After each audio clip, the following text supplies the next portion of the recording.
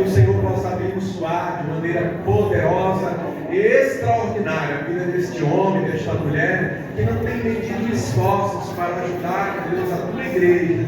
Deus, o Senhor nos dá infinitamente mais do que pedimos ou pensamos. Que seja assim na vida da tua igreja nesta noite. Pai, que portas se abram, que novos horizontes, meu Deus, financeiros possam, meu Deus amado, descortinar para a vida deste homem, desta mulher. Pai querido, vai lançando por terra todo embaraço, todo atrapalho, toda obra das trevas, e vai abençoando a tua igreja e o teu povo. Assim, meu Deus amado, pedimos a tua bênção, a tua graça e a tua direção, no nome de Jesus. Pai, abençoa também teu servo que vai ministrar a tua palavra, concede graça, entendimento, sabedoria, concede virtude do céu.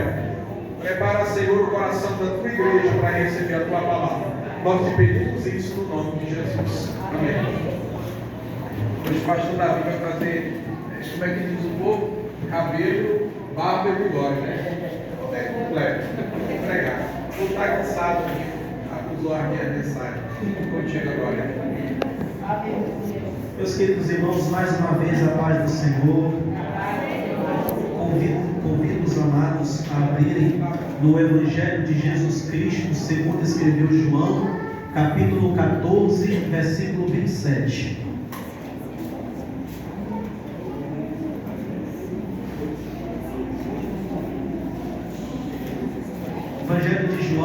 Evangelho de Jesus Cristo, segundo escreveu João, capítulo 14, versículo 27. Se você encontrou, diga glória a Deus. Não precisa ficar sobre os pés, pode ficar da forma como os amados irmãos se encontram.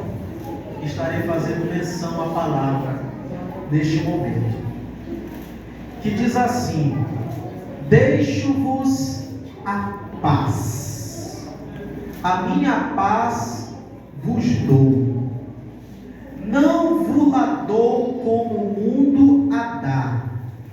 Não se turbe o vosso coração, nem se atemorize. Essa palavra é uma palavra poderosa, é uma palavra maravilhosa.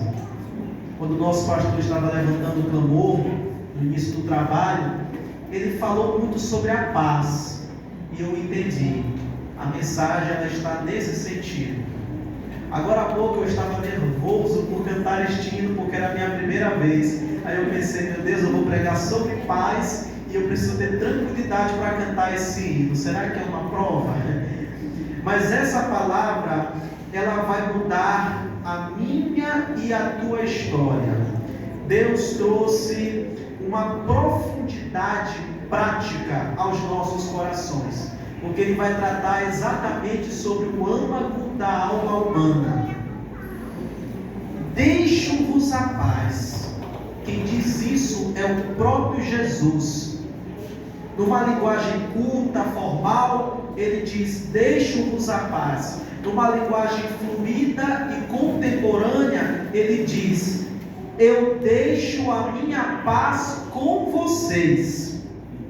A minha paz vos dou. É eu que estou dando essa paz. Não vos la dou como o mundo a dá. A minha paz é diferente do mundo. Não se turbe o vosso coração, nem se atemorize. Não fiquem preocupados. Que maravilhosa promessa. Que maravilhosa certeza. Não é só uma promessa, é uma certeza garantida por Jesus. Aqui Jesus faz duas coisas: ele promete paz e ele assegura a paz. Ele diz: deixo-vos a paz. E quando ele fala isso em uma circunstância que estava se aproximando daquele momento em que o Filho do Homem seria entregue na mão dos pecadores, o momento da prisão, da traição e da crucificação de Cristo. E quando ele diz essas palavras, ele está consolando o coração dos irmãos. É só você ler o texto completo. Mas trazendo para os dias de hoje, Jesus ele está prometendo uma paz diferente. E se Jesus está prometendo, tudo o que Deus fala, Deus cumpre. Não te tenho eu dito que se creres verás a glória de Deus? Deus não é homem para que minta, nem filho do homem para que se arrependa.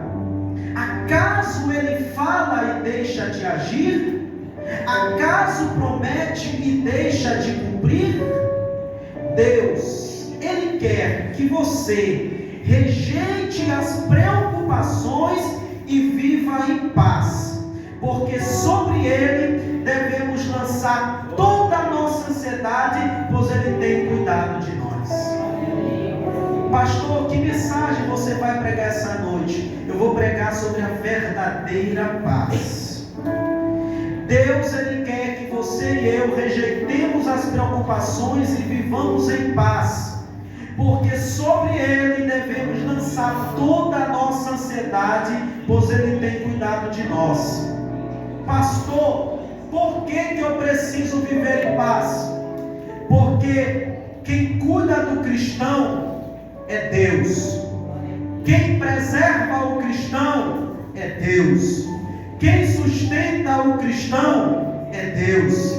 Quem alimenta o cristão também é Deus. Quem fortalece o cristão é Deus. Quem dá livramento para o cristão também é Deus. Quem dá proteção ao cristão é Deus. E quem é o socorro do cristão? O Senhor que fez os céus e a terra.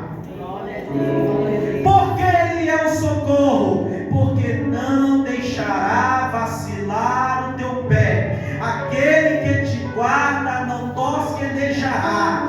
Eis que não tosquenejará, nem dormirá o guarda de Israel. O Senhor é quem te guarda. O Senhor é a tua sombra, a tua direita. O sol não te molestará de dia, nem a lua de noite. O Senhor te guardará de todo mal. Ele guardará a tua alma. O Senhor guardará a tua entrada e a tua saída desde agora e para sempre. É por isso que precisamos viver em paz, porque Ele guarda a nossa entrada e a nossa saída desde agora, no momento exato em que nós abrimos os olhos, no momento exato que nós saímos de casa, no momento exato e quando voltamos, e para sempre Ele nos guarda. Tudo isso, meus irmãos, porque Jesus, que é o mesmo ontem, hoje e eternamente, que é o mesmo no passado, no presente e no futuro, que é o mesmo Deus de antes, de hoje e de sempre, prometeu uma paz diferente deste mundo. Ele disse: deixo-vos a minha paz vos dou, não vos la dou como o mundo a dá. Não se turbe o vosso coração, nem se atemorize. Ó Deus, que essa tua palavra possa ser nossa companhia diária. A paz de Jesus é verdadeira, porque ela não depende das circunstâncias, ela está além do nosso entendimento. Se tiver como colocar, coloque em Filipenses capítulo 4, versículo 7, aqui mesmo no slide. Filipenses 4, versículo 7. A palavra que Deus colocou no meu coração é uma palavra para confortar, libertar e curar a tua alma. Para você sair nessa noite tendo a certeza que Jesus Cristo quer que você viva em paz. E a paz de Deus, que excede todo entendimento, guardará os vossos corações e os vossos pensamentos em Cristo Jesus. Agora nós começamos a mensagem, o desenrolar da mensagem. De acordo com Filipenses 4:7, essa paz, que excede todo entendimento, que está muito além da compreensão humana, ela vem de Deus. O autor dessa paz é Deus. E o que essa paz nos faz? Ela guarda a nossa mente e o nosso coração. Como ela guarda a nossa mente? Irmãos, ela guarda a nossa mente porque é na nossa mente que ocorrem nossas maiores batalhas espirituais. E essas batalhas espirituais que acontecem em nossa mente, que acontecem em nossos pensamentos, ela influencia o nosso coração. Aquilo que nós pensamos tem a tendência de influenciar as nossas emoções e, consequentemente, a nossa reação. Quais são as batalhas que ocorrem na mente? A primeira batalha é a batalha da dúvida. Um conflito entre fé e incredulidade que gera pensamentos como: será que Deus realmente se importa comigo? A batalha da dúvida faz muitas pessoas se colocarem para baixo e pensarem que Deus as esqueceu, que Deus as abandonou. Outras pensam assim: será que Deus me ama? Eu já pequei tanto. Será que se eu voltar para a presença dele, ele vai me receber de novo? Essa é uma batalha que tem que ser vencida. Mas a vitória que vence o mundo é a nossa fé. A segunda batalha que ocorre na nossa mente é a batalha das mentiras, porque ela é motivada por ideias falsas que moldam a identidade através dos seguintes pensamentos: eu não sou amado, eu não tenho valor. É uma mentira que Satanás projeta na mente das pessoas, que ela não é amada e que ela não tem valor. E se as pessoas não vencerem essa batalha, elas vão viver meus amados irmãos, com uma depressão profunda. Elas vão viver isoladas da sociedade. Elas vão viver com uma crise de identidade, achando que elas não têm valor, achando que elas não são amadas, não são queridas, e o pior, achando que a vida não mais vale a pena ser vivida. E quando chega nesse ponto, muitos optam por tirar a sua própria vida. Essa é a batalha das mentiras. A outra batalha que acontece na mente do ser humano é a batalha da ansiedade. Pensamentos que giram em torno do futuro. Por exemplo, algo ruim vai acontecer. A pessoa vive debaixo desse pressentimento, achando que algo ruim vai acontecer. E, amados, eu aprendi algo lendo um livro do Silas Malafaia, onde ele fala sobre rejeite a preocupação e viva em paz. É que existe uma ansiedade boa e uma ansiedade ruim. A ansiedade, ela é biológica do próprio ser humano.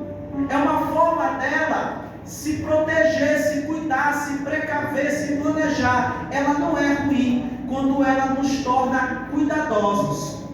Ela se torna ruim quando ela se torna excessiva, ao ponto de nos paralisar, ao ponto de gerar pensamentos que vão além da diligência, além do cuidado, gerando preocupações excessivas, demasiadas, que paralisam a pessoa de crescer, de prosperar e de seguir em frente. Mas Jesus Cristo quer que você cresça, Jesus Cristo quer que você prospere, Jesus Cristo quer que você siga em frente, e por isso Ele quer que você viva em paz.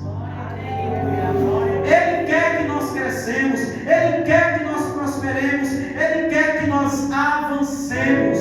Paulo diz, correndo para o alvo, que é Cristo. Jesus quer que nós avancemos, igreja. A outra batalha que acontece na mente é a batalha da culpa. A mente revive erros passados. Por exemplo, lembranças constantes de pecados e falhas. É aquela pessoa que não se perdoa por algo que ela fez lá muito tempo atrás. E Jesus Cristo diz: nenhuma condenação há. Ele usa o apóstolo Paulo através do Espírito Santo para dizer que nenhuma condenação há para os que estão em Cristo Jesus, que não andam mais segundo a carne, mas segundo o Espírito. A partir do momento que eu sou fiel a Deus, que eu ando em obediência para com Deus, que eu me arrependi dos erros de lá atrás, que eu já confessei, Deus já lançou no mar do esquecimento, porque lá em Isaías diz: ainda que os vossos pecados sejam vermelhos como a escarlata, elas se tornarão mais alvos do que a neve. Vive em paz, porque Jesus já te perdoou. A outra batalha que acontece na mente é a batalha da tentação imaginada. A mente cria fantasias e cenários de pecado. É aquela pessoa que luta contra os desejos da carne. É aquela pessoa que luta contra aquela sensação de: eu quero fazer isso, eu desejo isso, eu quero aquela pessoa, eu quero aquele objeto, mas é errado, é pecado, é uma batalha. A pessoa, ela começa a imaginar as possibilidades de conquistar aquilo, tem que ser vencida. Mas a Bíblia nos diz, meus amados irmãos, que fiel é Deus que nos confirmará e nos guardará do maligno. A Bíblia também diz que Deus é poderoso de guardar os nossos pés de tropeçar. Lá no Salmo 121, que já foi lido, diz que o Senhor guardará os nossos pés de vacilar. O Senhor é quem te guarda. O Senhor é a tua sombra, a tua direita. Se Ele nos guarda, Ele pode nos proteger desses pensamentos de pecado. Mas eu vou ensinar quais são os passos de vencer a batalha da mente. Em primeiro lugar, Deus quer acalmar a nossa mente. Por isso Ele diz para nos revestirmos do capacete da salvação. Esse revestimento do capacete da salvação diz respeito à proteção espiritual da nossa mente. Proteger contra o quê? Contra todo pensamento que é contrário à palavra de Deus e que é contrário aos planos e projetos que Deus estabeleceu para as nossas vidas. Deus quer proteger a nossa mente dos maus pensamentos, para que nós tenhamos paz, para que nós vivamos em paz, a verdadeira paz. Deus quer que vivamos em paz em nossos pensamentos, e isso só é possível seguindo 6 passos. Quais são os 6 passos para ter a minha mente em paz? Primeiro passo: medita na palavra de Deus. Tudo que é puro, tudo que é justo, tudo que é amável, tudo que é de boa fama, nisto pensai. Eu preciso ler e eu preciso refletir, meditar na palavra, porque a palavra de Deus é água, e água limpa. E o Espírito Santo, pela palavra, ele limpa os nossos pensamentos, ele limpa o nosso coração. Então o primeiro passo para vencer a mente é meditar na palavra. O segundo passo para vencer a mente é orar a Deus a respeito dos nossos pensamentos. O terceiro passo para vencer na mente é lembrar das promessas de Deus. Quando vier o pensamento de incredulidade, de condenação, de rejeição, de pecado, é só nós nos lembrarmos das promessas de Deus, porque o que Deus fala, Deus cumpre, porque os pensamentos dele não são os nossos pensamentos. Assim como os céus são mais altos do que a terra, assim são os pensamentos de Deus maiores que os nossos pensamentos, e os seus caminhos mais elevados que os nossos caminhos.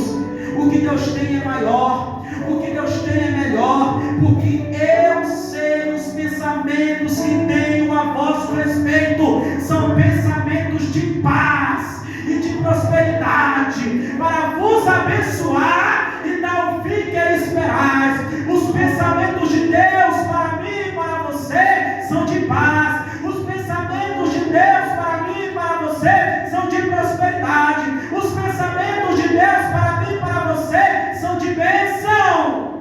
Glória a Deus. Quando Deus criou Adão, ele o colocou em um ambiente de prosperidade.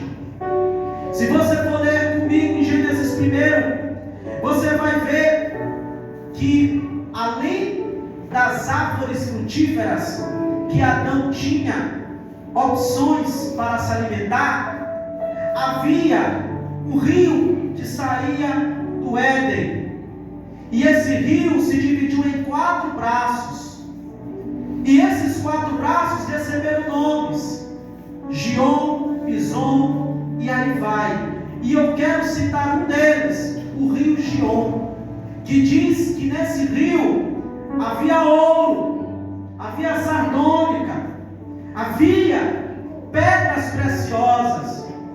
Deus colocou Adão em um lugar rico, Deus colocou Adão em um lugar próspero, para ensinar a nós que o ambiente que Deus tem para mim e para você é ambiente de crescimento, é ambiente de progresso, é ambiente de desenvolvimento, é ambiente de vitória, é ambiente de prosperidade. O nosso Deus é um Deus de prosperidade.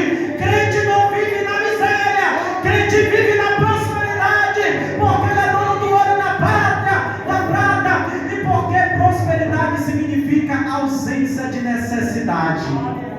E se eu como, se eu bebo, se eu visto, se eu tenho uma família reunida, se eu tenho os filhos na presença de Deus, ou se eu tenho filhos obedientes e fiéis, ainda que eu não tenha um jatinho, ainda que eu não tenha uma mansão, ainda que eu não tenha um iate, eu sou próspero, porque não me falta nada.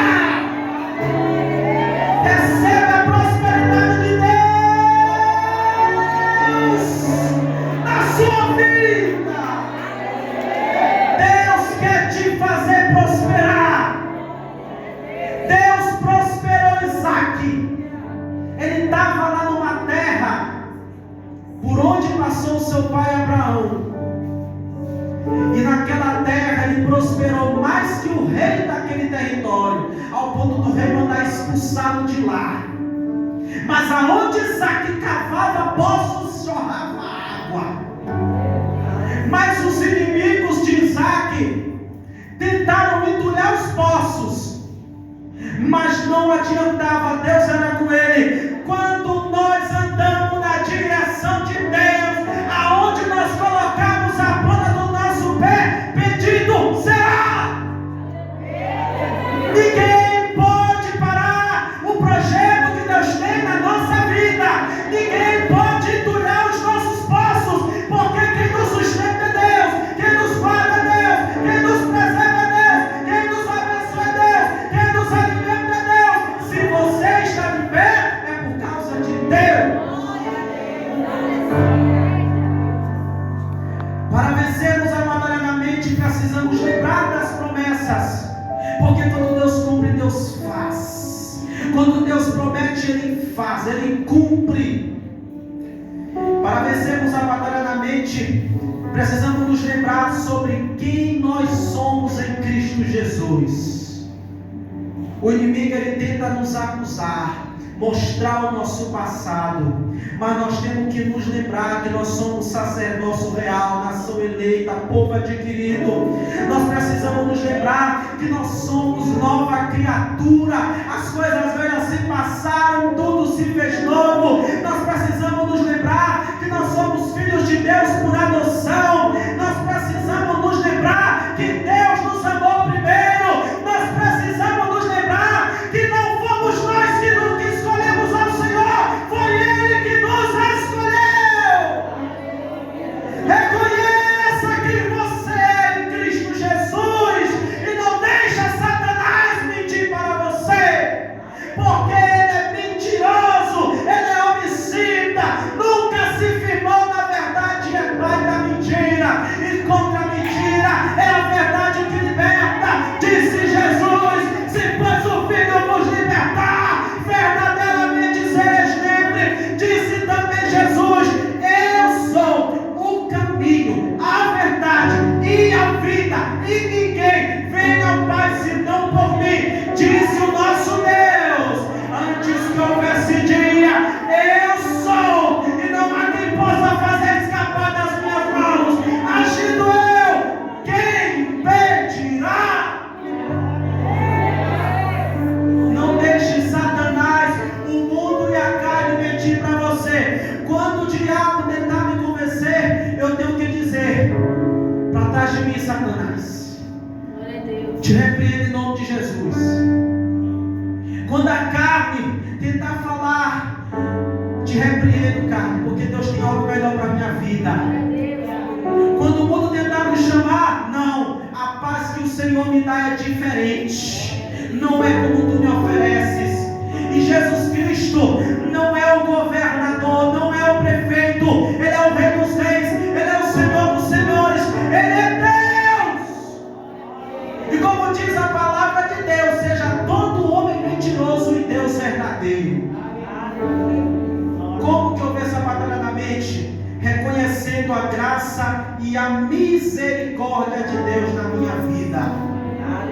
Quando eu entendo que eu sou salvo pela graça, que tudo que eu tenho é pela graça, eu vou repousar na graça de Deus. Quando eu entendo que eu estou vivo porque as misericórdias do Senhor se renovam a cada dia, eu vou descansar na misericórdia de Deus. E a sua bondade e misericórdia me seguirão todos os dias da minha vida. Como que eu venço a batalha na mente? Rejeitando os pensamentos de condenação. Eu e você não podemos nos colocar para baixo. Nós precisamos nos lembrar que somos nova criatura. Nós precisamos nos lembrar que somos filhos. Nós precisamos nos lembrar que somos amados. Nós precisamos nos lembrar que somos salvos. Nós precisamos nos lembrar que nós vamos para o céu. Nós precisamos nos lembrar que a nossa vida é consagrada a Deus. E se ela é consagrada a Deus, nós somos propriedade exclusiva de Deus. E se nós somos propriedade exclusiva de Deus, Deus habita em nós através do Espírito Santo. E o Espírito Santo, ele guia os filhos de Deus. E o Espírito Santo, ele intercede por gemidos inexprimíveis. E o Espírito Santo, ele lembra o que Jesus falou. E o Espírito Santo, ele guia os nossos passos e fortalece a nossa vida.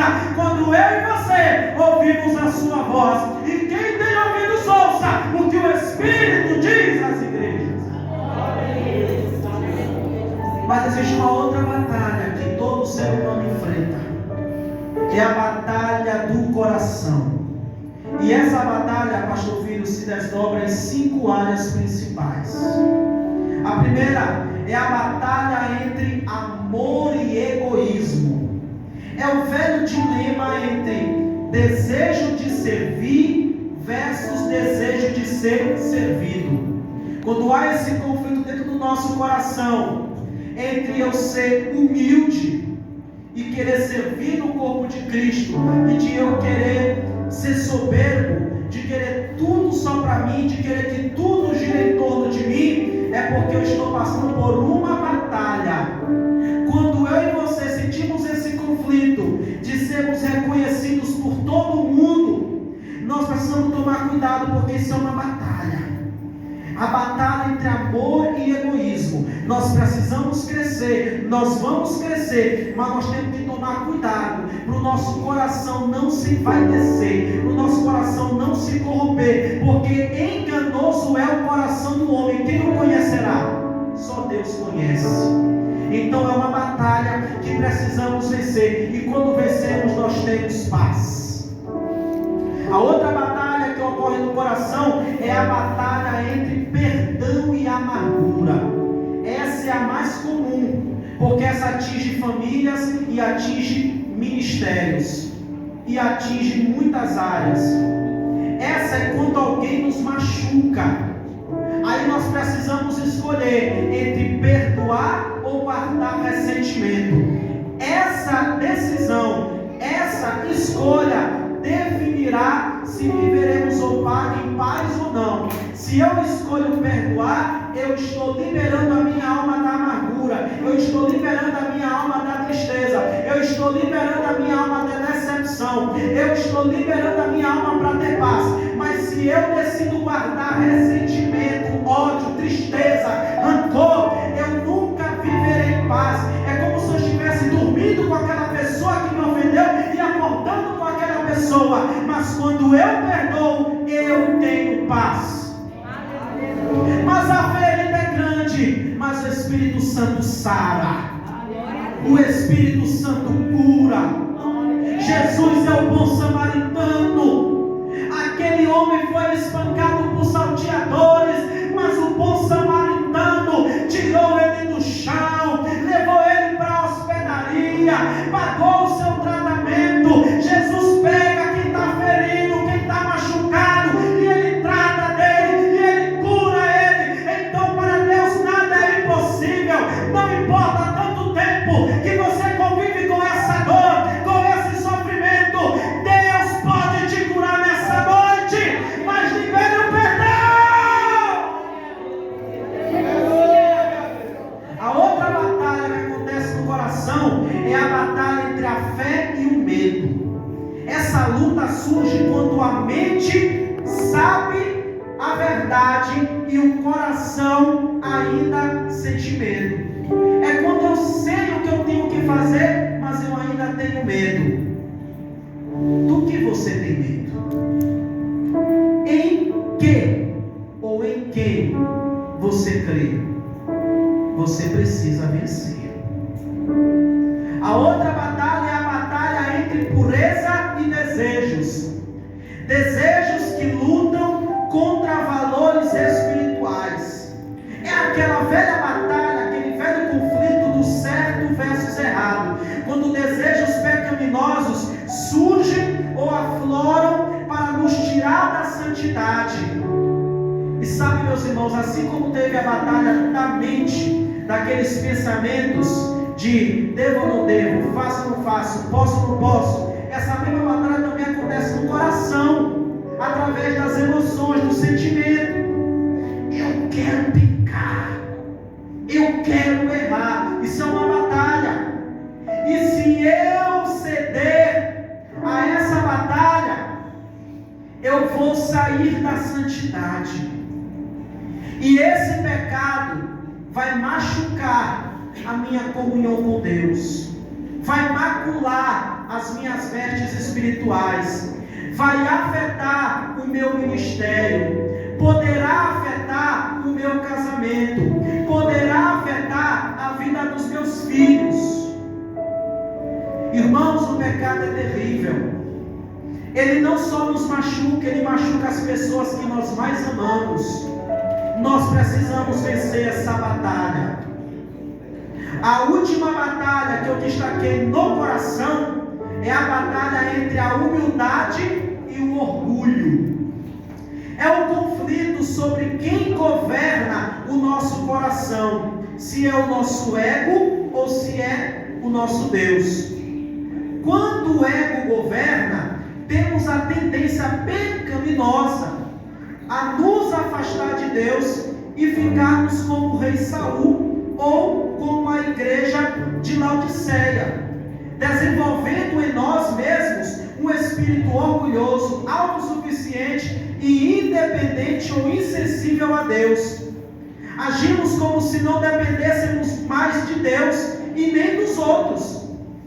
Amados, Saul começou bem e terminou mal, porque ele se tornou autossuficiente, orgulhoso. Ele perdeu o trono, perdeu a vida e perdeu a salvação dele. A igreja de Laodiceia, ela é citada por Paulo na carta que ele escreve aos Colossenses. Alguns estudiosos dizem que Paulo chegou a escrever uma carta só para os laodicenses, mas essa carta nunca foi encontrada. E quando Paulo ele se comunicava com essa igreja, a igreja estava viva. Mas quando Paulo morre e surge o último apóstolo, que é o apóstolo João, quando Deus vai levantar João para escrever uma carta ao anjo da igreja cristã da Laodiceia, essa carta só traz pontos negativos. A igreja de Laodiceia, que ora uma igreja avivada, agora é uma igreja indiferente a Deus. Essa igreja foi repreendida por Jesus. Olha como Jesus disse para essa igreja: como dizes, rico sou, e estou enriquecido, e de nada tenho falta, e não sabes que és um desgraçado, e miserável, e pobre, e cego, e nu. Aconselho-te que de mim compres ouro provado no fogo, para que te enriqueças, e vestes brancas, para que te vistas, e não apareça a vergonha da tua nudez, e que unja os olhos com colírio, para que vejas. Veja, meus irmãos, Jesus falou essas palavras que vocês ouviram para uma igreja que estava se tornando, ou melhor, já havia se tornado e se sentia autossuficiente, ao ponto dela dizer: eu sou rica, eu não tenho falta de nada. E Jesus está dizendo: negativo, você espiritualmente é um desgraçado, porque você caiu da graça. É pobre porque você ajuda tesouro na terra e não ajuda no céu. É nu porque você não ora, você não busca, você não tem revestimento. É cego porque você não vê mais com os olhos que eu vejo, você não observa mais a direção que eu te dou. Então, você precisa comprar ouro de mim, para que você volte a ficar rica. É eu que vou te embelezar, igreja de Laodiceia. E compre também vestes brancas, para que te vistas. Eu quero te vestir, eu quero cobrir tua nudez. Jesus está repreendendo a igreja porque a igreja se afastou de Deus. O coração dessa igreja foi tomado pelo ego, ao ponto de Jesus necessitar bater na porta do coração dessa igreja, pois o mesmo estava do lado de fora. Quando Jesus diz: eis que estou à porta e bato, se ouvires a minha voz, abrir a porta, eu entrarei em sua casa, conversarei e ele comigo. Ele está falando com a igreja de Laodiceia. Jesus não estava mais lá dentro, Jesus estava lá fora, porque ela deixou o ego falar e Deus perdeu o seu trono. Quando isso acontece, a paz verdadeira vai embora e o que sobra é a falsa sensação de segurança. Mas Jesus não desistiu daquela igreja. Sabe por quê, meus amados irmãos? Porque Ele é o príncipe da paz. E Ele não veio para condenar o mundo, Ele veio para salvar. Irmãos, agora eu vou para o final. Tudo que nos afasta de Deus tira a nossa paz. Guarde isso. Tudo que nos afasta de Deus tira a nossa paz, ainda que nós não percebamos. Saul perdeu a paz, passou a ser atormentado por demônios que Deus permitia. A igreja de Laodiceia perdeu a paz, Jesus não estava mais nela. E quem é Jesus? O príncipe da paz. A mente e o coração são duas áreas que estão ligadas, interligadas à vida interior. Ou seja, a mente e o coração, ela está ligada ao nosso ser espiritual. Por quê, irmão? Porque os pensamentos, eles entram na mente. E esses pensamentos influenciam o coração. Por isso falamos sobre a batalha da mente. O que eu penso influencia o que eu sinto. E o que eu sinto influencia o que eu faço. O coração gera desejos e emoções. Esses desejos influenciam as decisões. Por isso falei da batalha do coração. Um exemplo simples de que a mente e o coração se influenciam é que quando um pensamento de rejeição entra na mente, o coração sente tristeza ou amargura. O resultado é que a pessoa reage com isolamento ou raiva. Se eu fico pensando que eu não valo nada, eu vou viver uma vida triste. As minhas emoções vão me levar a ser uma pessoa triste e amarga. E qual vai ser o resultado?